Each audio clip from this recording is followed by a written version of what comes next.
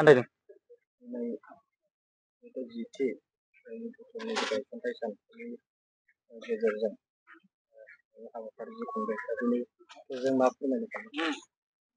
गिबियाव आङो बड'लेण्ड रादाब आरो बड'लेण्ड बुब्लि बे निउस चेनेलनि साफ्रोमबो नायगिरि रायजो राजाफोरनिसिम आङो बे समाव गाहाम हामलायनायखौ जासिग्रोबाय।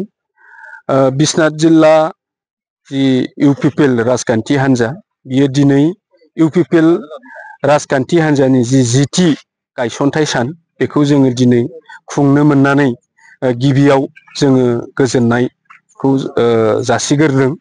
जोबोद जोङो खुसि मोनदों मानोना जों गोलाव सम हयथ' बेबायदि जि बिटिआरनि जि आनसलिक दल जि रिजनेल पार्टी बेबायदि हयथ' जोंनि ओनसोलफ्रा मालाबाबो बेबायदि खालामनो मोनाखैमोन। जों बिश्वनाथ जिल्ला हिसाबै बारा गोबाव दाजानायाबो जायाखै अब्लाबो जोङो दिनै खाफाल गोनां।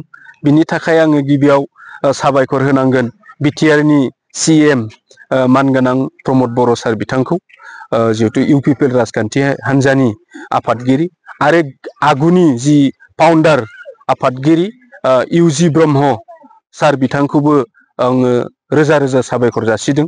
दिनै जोंनि बे दुखुथिया जि ओनसोल बिश्वनाथ हालामनि बर' रायजो राजाखौबो जे एबार नैबे जायगायाव जिहेथु बिटिआरनि एकर्ड बायदि जिहेतु 27 जानुवारियाव जि जानाय जि सनितपुर आरो बिश्वनाथखौ 7था गामि जे बिटिआर ओनसोलाव सोनानै लाबाय आरो बिनि उनाव जे नैबे बिश्वनाथ हालामाव इउपिपिएल राजखान्थि हान्जाखौ जिहेतु दानानै होफैबाय जिल्ला हिसाबै।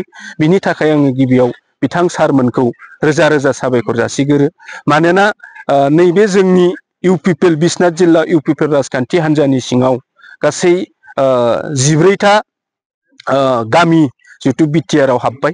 दा बिनिनो गोबां रायजो राजाफ्रा दिनै खुसि आरो दिनै बिटिआर ओनसोलाव भट होनो मोनगोन